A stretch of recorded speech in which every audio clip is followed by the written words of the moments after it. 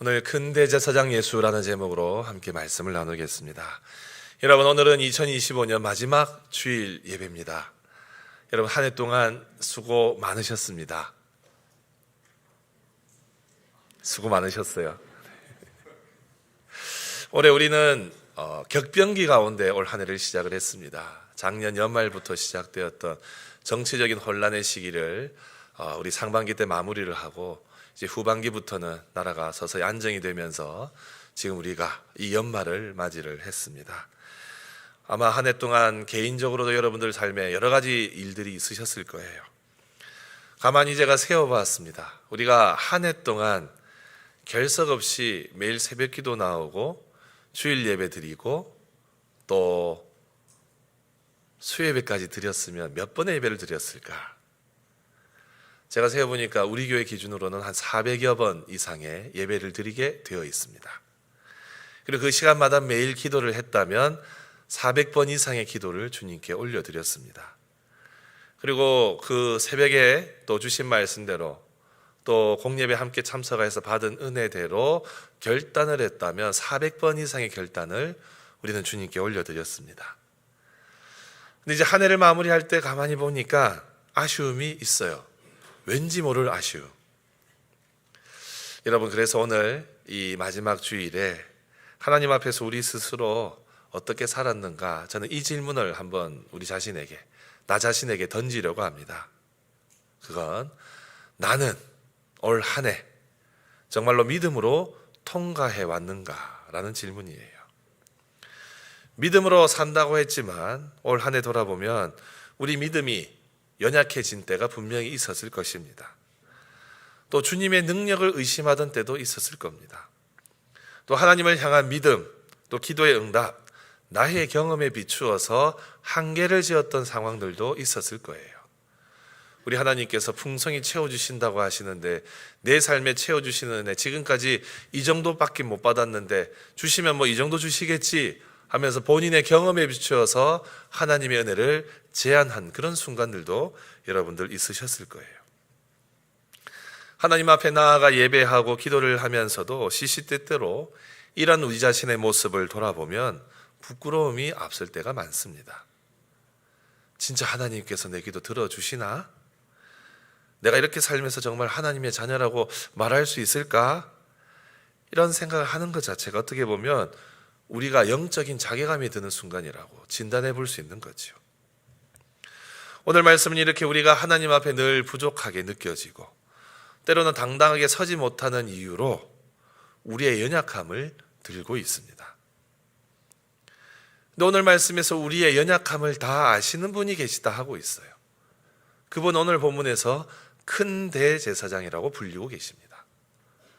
바로 하나님의 아들 되신 우리 구주 예수 그리스도. 오늘 이 히브리서 기자는 이 예수님이 큰 대제사장 되신다 합니다. 여러분, 오늘 말씀에서 예수님 큰 대제사장 되신다는 의미가 과연 무슨 뜻일까요?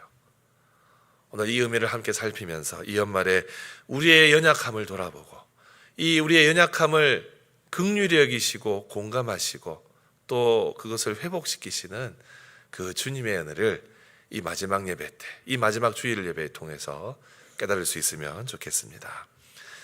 여러분, 우리는 연약한 존재입니다. 인정하십니까? 맞습니다. 여러분, 우리는 연약한 존재예요. 요즘 쿠팡 사태 때문에 많이 이 인터넷 쇼핑몰 세계가 어지럽습니다. 여러분, 인터넷 쇼핑몰을 이용해 보신 분들은 계시겠지만 정말 편리하죠.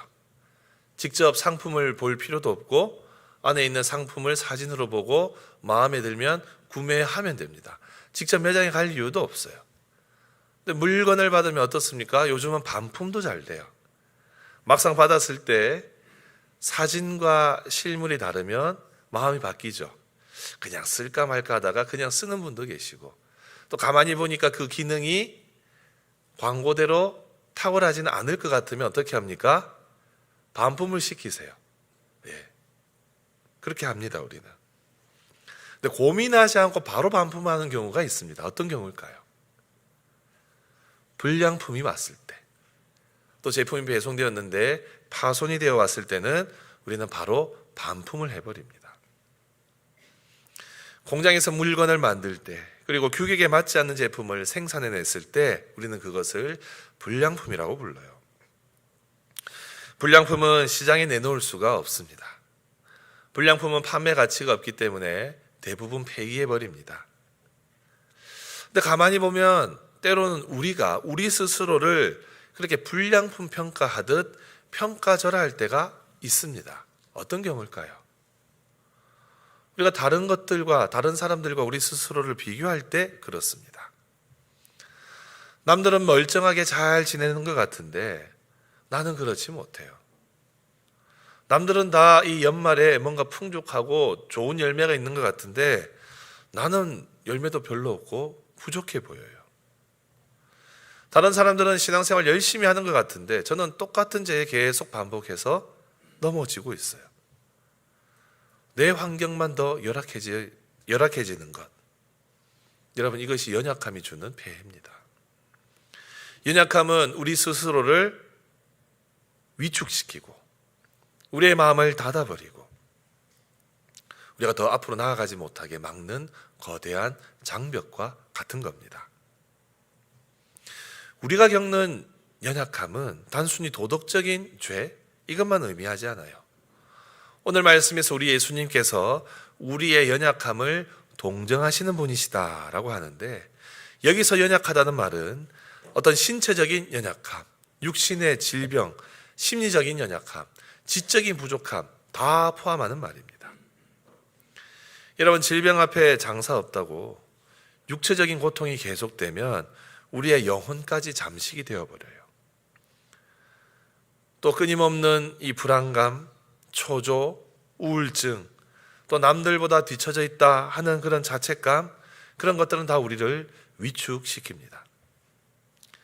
이것은 결국 우리 인간의 연약함, 인간의 근원적인 한계, 죄로 인한 연약함을 직면하게 만들어 줍니다. 선을 행하고 싶지만 자꾸만 악으로 치우치는 경향, 선을 행하고 싶지만 갈수록 게을러지는 경향, 그게 우리 본성의 한계예요. 예수님도 이러한 경험을 실제로 직접 하셨습니다. 우리 7절을 한번 보십시다. 7절 상반절 같이 읽어봅니다. 시작. 그는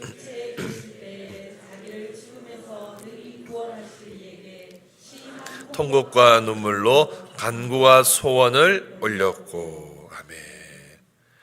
우리 주님도 우셨대요. 마음에 애통함이 있으셨대요. 제가 아는 분 중에 이 유방암 전문가가 한 분이 계십니다. 이분은 여의사신데 이 분야에서 굉장히 탁월한 진단을 잘 내려서 정말로 이 아픈 분들을 잘 수술도 하고 아니면 또 큰 병원에 연결도 하고, 그래서 아픈 분들을 회복시키는 일에 열심을 내고 계신 분이 한 분이 있습니다.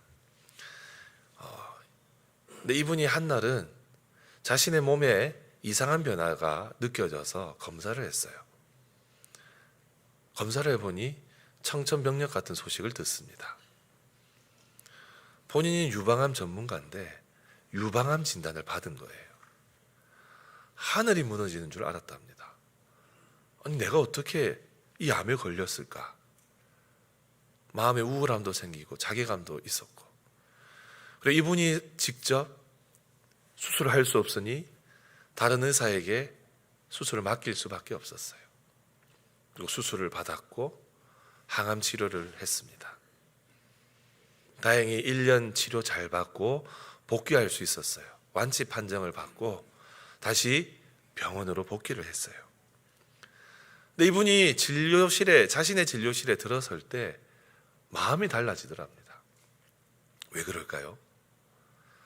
늘 자신의 진료실에 들어오던 사람들, 아프고 암 진단 받게 되는 그런 분들이 들어와서 늘 우울한 가운데 나가게 되었는데, 똑같은 고통을 겪어본 그 선생님이 그 자리에 다시 진료를 하게 되니 환자들의 아픔이 너무 공감이 되더랍니다. 그래서 이 환자들에게 이 선생님이 큰 위로가 되었어요. 이렇게 진단이 내려지고 그것 때문에 그 진단명을 들은 우리 이분들이, 환자분들이 마음이 우울해질 때 이렇게 위로하셨대요. 저도 얼마 전에 수술 받았어요. 괜찮아요. 힘내세요. 그 이야기를 들은 환자들 큰 위로가 되었답니다. 여러분, 우리는 흔히 예수님이 하나님의 아들 되시니 고통도 쉽게 참으실 것이라고 오해합니다. 하지만 아니에요. 우리 주님이 육신의 옷을 입으시고 육신을 입으시고 이 땅에 계실 때 오늘 말씀 심한 통곡과 눈물을 쏟으실 만큼 삶의 고통이 많으셨습니다. 겟세마네 동산에서 이 땀이 피땀이 될 만큼 기도하실 때 주님은 그 죽음의 공포 앞에 서셨어요. 나사로의 죽음을 보시고 슬퍼서 우셨고, 또 주님께서 곧 멸망당할 예루살렘의 그 모습을 보시고 아무것도 모르고 살아가는 그 예루살렘의 그 주민들의 모습을 보시고 마음 아파하시며 우셨던 그 주님. 우리 주님은 배고픔도 아셨고, 또한 뒤통수 맞아서 그 쓰라린 배신감도 경험하셨고, 채찍의 고통 육신으로 그대로 받아내셨습니다. 물론 때로는 제자들과 함께 혹은 죄인들과 함께 식탁 교제에 나누시면서 큰 기쁨도 누리셨어요. 주님이 말씀을 전하시고 그 말씀의 은혜를 받아서 돌아오는 자들을 보시고 심히 기뻐하셨습니다. 여러분, 우리 주님은 우리의 연약함을 다 아시는 분이세요. 우리 주님께서는 우리의 육체의 허약함도 아십니다. 우리가 겪게 되는 질병의 고통과 불안감 다 알고 계세요. 요즘 우리 교회 또 라파기도단을 통해서 소식이 들어오는데 요즘 우리 교회에 진짜 암 진단 받는 분도 계시고, 또 친지들이, 형제자매들이 진단을 받아서 기도 제목 내시는 분들, 그 기도 제목이 라파기도단에 계속 올라옵니다. 우리 주님은 그 진단받은 그 영혼의 심령의 마음도 다 아세요. 진단을 받아서 옆에서 측은하게 바라보는 그 형제 자매들의 그 마음도 다 알고 계십니다. 다 공감하고 계세요. 심지어 우리가 다른 사람들에게 말 못하는 경제적인 어려움, 가난의 문제, 이 심적인 어려움도 주님 다 알고 계십니다. 우리 예수님은 우리의 인간의 죄성을 포함한 모든 실존적인 허약함, 우리 인간의 본래적인 태생적인 한계를 다 알고 계세요. 근데 이 주님께서 이 문제를 친히 해결하셨습니다. 어떤 방법으로 해결하십니까? 바로 우리 주님이 큰 대제사장 되셔서 친히 그 몸을 제물로 바치시면서 이 모든 문제들을 해결하신 겁니다. 여러분, 우리의 연약함의 문제를 해결하신 분이 바로 큰 대제사장 예수 그리스도십니다. 예수님이 큰 대제사장 되시는 이유는 분명합니다. 주님은 우리 인간의 대제사장과 다르시기 때문이에요. 우리 인간 기준의 대제사장이 아니시기 때문입니다. 인간 제사장들은 다 한계를 가지고 있어요. 구약의 제사장들, 인간의 연약함을 잘 알았습니다. 아론을 비롯한 제사장들, 그들 자신이 죄 짓는 연약한 인간이었기 때문에 죄 지은 백성들을 보면서 나도 저런 실수했었지 너그럽게 받아들일 수 있었어요. 마치 유방암 진단을 받았던 의사가 환자의 통증을 더 잘 이해하는 것과 마찬가지입니다. 하지만 인간 제사장은 한계가 있습니다. 왜냐하면 이 대제사장은 사람들의 죄뿐만 아니라 자기 자신의 죄의 문제에 대해서도 제사를 드려야 했기 때문이에요. 곧 다른 사람들의 아픔, 죄의 문제에 공감은 할 수 있지만 그 문제를 해결해 줄 수 없었습니다. 그런데 우리 예수님은 달랐어요. 이 대제사장의 자리는 사람이 스스로 세워서 얻을 수 있는 것이 아니지요. 아론과 같이 하나님께서 불러주셔서 세움받아야 설 수 있는 자리였습니다. 우리 예수님은 스스로 대제사장으로 세우시지 않았어요. 예수님도 동일하게 하나님께서 불러주셔서 세움받으십니다. 여기까지는 인간 대제사장과 조건이 같으세요. 차이가 없으세요. 그럼 어디서 차이가 나느냐? 오늘 본문 5절과 6절입니다. 우리 5절 6절 같이 읽어보겠습니다. 시작. 이와 같이 그리스도께서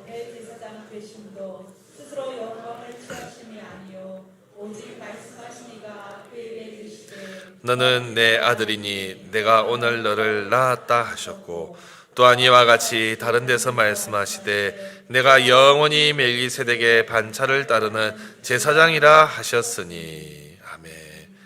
여러분, 오늘 말씀에 우리 하나님께서 예수님에 대해서 너는 내 아들이다, 내가 너를 낳았다, 너를 영원한 멜기세덱의 반차를 따르는 제사장이다 라고 말씀하시는 것, 이것은 여러분 시편에 나오는 식구들이에요.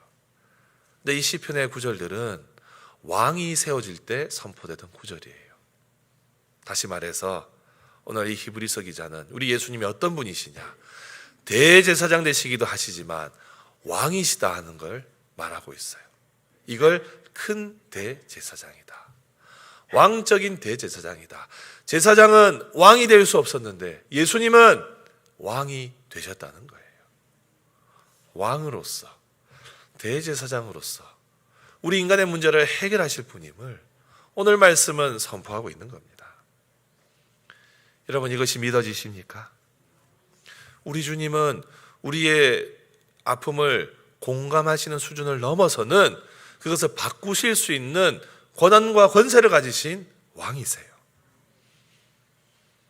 그래서 히브리서 기자는 더 이상 설명하지 않습니다. 그냥 단호하게 결단을 촉구합니다.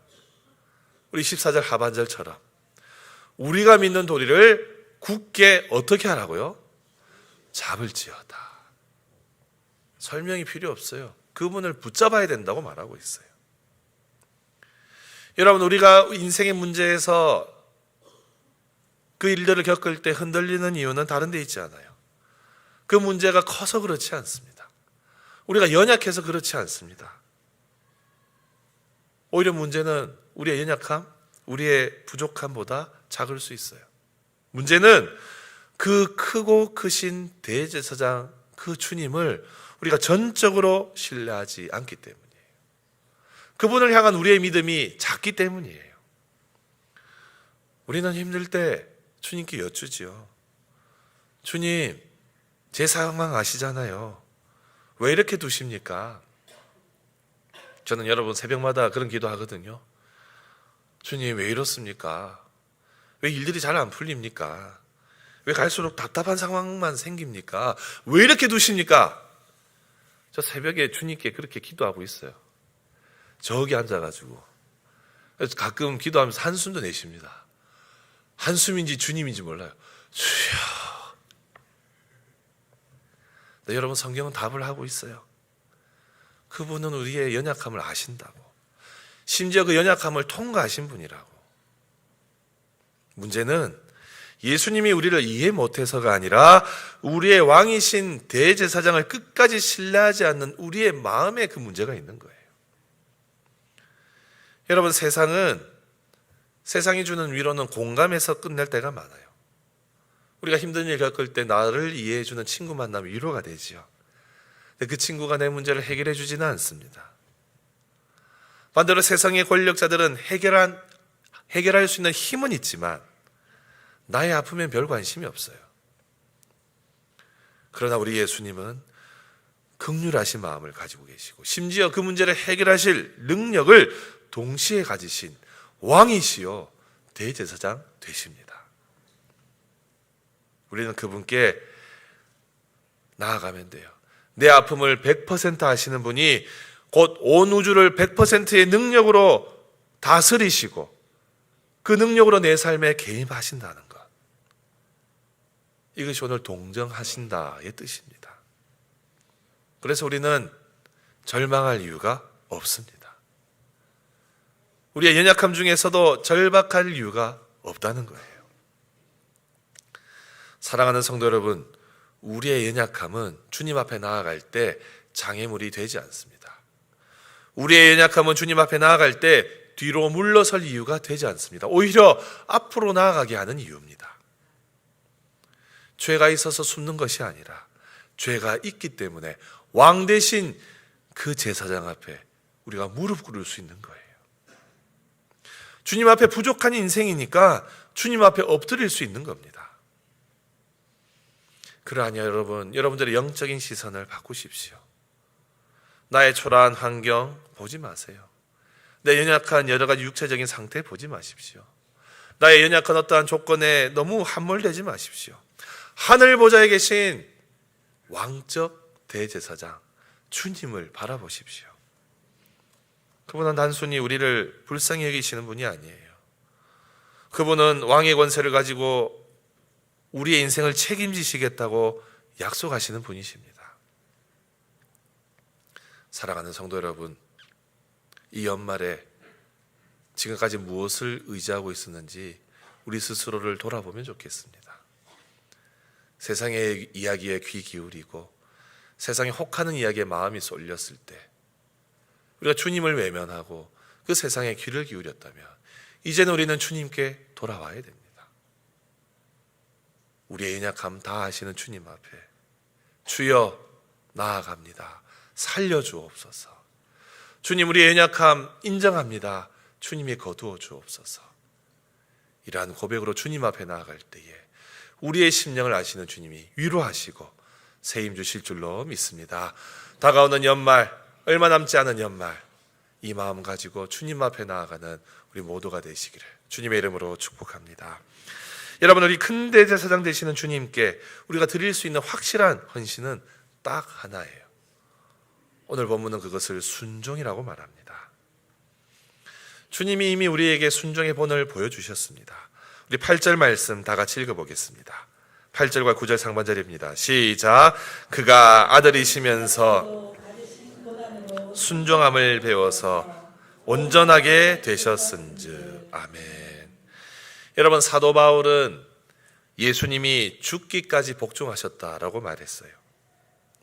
아들 되신 주님께서 우리와 똑같이 고난을 받으셨습니다. 근데 우리는 주님이 받으신 고난 똑같이 받는다 했을 때 주저앉아 버리고 원망하고 죄를 지어 버리지만 우리 주님은 그렇지 않으셨어요. 우리가 겪는 고난을 겪으셨을 때 죄는 없으시니라 곧 죄 짓지 않으셨어요. 오히려 그 고난을 통해서 순종의 본을 보여주셨습니다. 여러분, 우리의 삶을 제일 잘 아시는 주님 앞에 우리가 드릴 수 있는 마땅한 반응은 순종입니다. 주님은 하나님의 아들이셨지만 십자가라는 고난의 길을 외면하지 않으시고 그 길을 걸어가셨어요.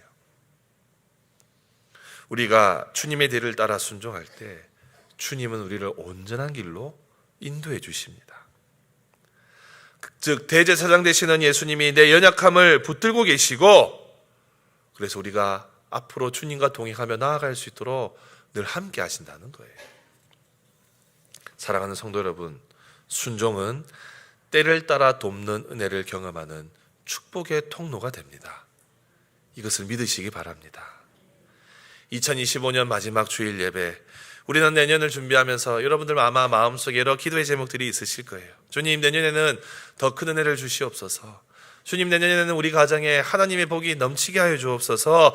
주님, 내년에는 우리 교회가 더 좋은 교회로 바뀌게 하여 주옵소서. 이런 소망을 가지고 기도하죠. 그런데 여러분, 진짜 믿음의 사람은 환경이 바뀌기를 기도하기보다 어떠한 환경에서도 주님께 순종하겠습니다. 그 고백으로 나아갑니다. 여러분, 순종은 내 방식, 내 생각, 내 계획을 주님 앞에 내려놓는 거예요. 이해가 되어서 따르는 동의와는 달라요. 이해가 되지 않더라도 주님이 말씀하시면 주님의 신실하심을 믿고 행하는 것이 바로 순종입니다. 우리가 힘들고 어려운 현실 속에서 주님 앞에 순종할 때 비로소 우리의 대제사장이신 주님이 예비하신 때를 따라 돕는 은혜를 우리의 삶에 실제적으로 경험할 수 있도록 은혜를 베푸실 것입니다. 사랑하는 성도 여러분, 2025년 끝나가고 있습니다. 올 한 해 우리 중에는 내 인생이 정말 불량품 아닌가 그렇게 절망할 만큼 실패를 크게 경험하신 분도 계실 거예요. 남모를 통곡으로 눈물로 밤을 지새웠던 분들도 계십니다. 하지만 확실한 것은 그 모든 순간 우리의 큰 대제사장 되시는 주님은 그 보좌에서 그냥 그것을 구경만 하고 계시지 않았다는 거예요. 주님이 우리의 마음에 공감해 주시고, 우리가 눈을 돌릴 때에 우리와 눈물 흘릴 때 우리와 함께 눈물 흘리시며 그 눈물을 닦아주신 분이 바로 우리 큰 대제사장 예수님 되십니다.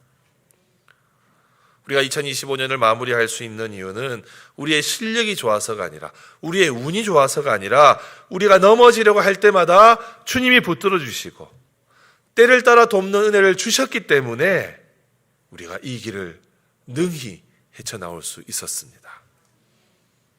그 은혜의 보좌는 마르지 않는 샘과 같아요. 이제 여러분, 이번 주 수요일 지나면 우리는 새해를 맞이합니다. 또 새해를 시작하게 됩니다. 그런데 여전히 우리 가운데 있는 연약함 해결받지 않고 또 해를 넘길 수 있습니다. 또 새해에는 예상하지 못한 고난 또 겪을지도 모릅니다. 그러나 여러분, 두려워하지 마십시오. 우리에게는 우리의 연약함을 깊이, 정말 깊이 동정하시며 동시에 만물을 다스리시는 큰 대제사장 예수님이 계시기 때문입니다. 여러분, 이 마지막 주일에 올 한 해를 돌아보면서 나의 연약함 부끄러워서 숨기기보다는 그 연약함을 아시는 주님 앞에 정직하게 다 쏟아내 보십시오. 그리고 그 주님 앞에 기꺼이 순종하겠다고 결단해 보십시오. 그때 우리를 온전하게 하시고 이 구원의 은혜를 베풀어 주시는 예수님께서 우리를 굳게 붙잡아 주시고 담대하게 새로운 시간을 시작할 수 있도록 은혜와 힘과 능력을 부어주실 줄 믿습니다. 이 말씀 붙잡고 남아있는 올 연말 주님 담대하게 나아갑니다. 주님 담대하게 나아갑니다. 우리의 삶을 책임져 주옵소서. 이 믿음의 고백을 가지고 올 한 해를 마무리할 수 있는 우리 모두가 되시기를 주님의 이름으로 축복합니다.